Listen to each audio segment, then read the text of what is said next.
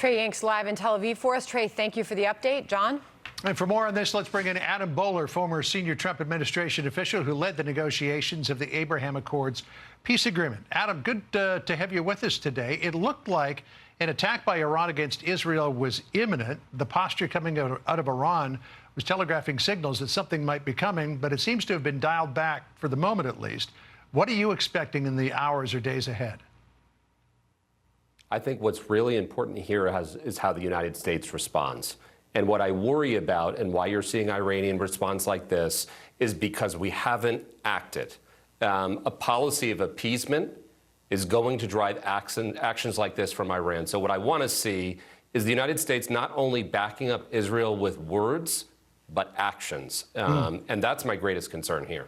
Yeah, which brings me to this point that I wanted to discuss with you. Biden said this in the Rose Garden with Japan's prime minister in regard to a potential attack against Israel by Iran. Listen here. We also want to address the Iranian threat to launch a significant, they're threatening to launch a significant attack on Israel. As I told Prime Minister Netanyahu, our commitment to Israel's security against these threats from Iran and its proxies is ironclad. Let me say it again, ironclad. We're going to do all we can to protect Israel's security. But he didn't say to Iran, don't do it. And he's also been soft on Iran, to your point. There was no direct attack on Iran from those proxy attacks against U.S. interests in the Middle East. And just in the last couple of days, the White House renewed waivers on $10 billion in sanctions against Iran. I mean, it's unbelievable because what people don't know, so Abraham Accords, everybody thinks about it as peace accords. Why did it happen? It happened because we were strong on Iran. We killed their number 2 person, and they shot a missile that did nothing. The reason is they knew we would take action.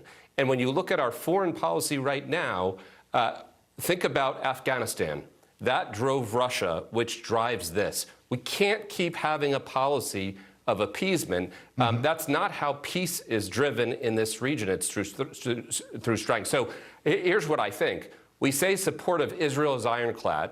On the other side, we have Senator Schumer calling for a change of regime in Israel, our ally. They're very different things, and it's telegraphing weakness. Right. You know, just to clarify, with respect, Iran shot more than one missile at the Al-Assad air base. And there were a number of people who were hurt from that attack. I know that while the White House knew that it was going to be limited, some people did suffer from it. Israel is warning that if Iran attacks it, it's going to respond. Here's what the foreign minister, Israel Katz, said. He said, quote, if Iran attacks from its territory, Israel will respond and attack in Iran. If Israel launched a counterattack against Iran proper, what do you think the upshot of that would be? Would Iran escalate further, or would they back down? Iran is like a bully. And I think at the end of the day, when you punch a bully in the nose, if it's with enough force, they go away. Iran doesn't want a full regional escalation. If the United States backs up Israel in any shape and form, that's not just words, they'll back down. Right. So the hostages in Gaza, I mean, this was a troubling development. Hamas apparently says it cannot find 40 hostages that satisfy the criteria of the latest ceasefire proposal. Here's the headline in the New York Times on it. It says Hamas does not have 40 hostages who meet the terms of potential swap with Israel, official says. We had Jason Chaffetz on yesterday. He doesn't know why Biden doesn't talk tougher to Hamas about the hostages. Listen to what he said. We should be united in telling the world and Hamas it's all about the hostages. If you want to get to the next step, you want to provide peace, then stop killing people and stop taking hostages. In fact, release the hostages. You know, this is really troubling that Hamas says, oh, well, we can't find 40 hostages. Are they still alive? Are they dead? Do they just not fit the criteria? And why doesn't Biden just say to Hamas, as opposed to like a tagline on everything that he says, oh, and release the hostages? Why doesn't he put that up front and say, you release the hostages, this is over tomorrow? You know what? I was talking with Robert O'Brien the other day, our national security advisor in Trump administration. We were closely together.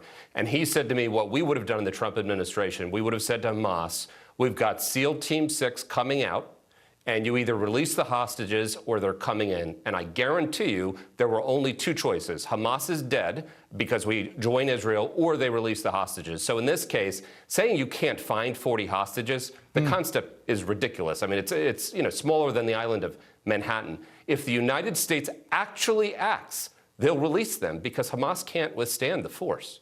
Yeah, and it's not just Republican presidents who act like that. I remember in 1994, President Clinton said to Raul Cedras in Haiti, you either step down or the 82nd Airborne's coming in. Oh, it's on its way. And he steps down. Adam, always great to spend time with you. Thank you. Yeah, go ahead. Real quick. Thank you, John. I was just going to say, we say in the United States that we support a ceasefire. We want to support the Palestinians. It's the opposite that's happening. If we want to support the Palestinians, we have to get Hamas out. We're doing the reverse. The action is the reverse.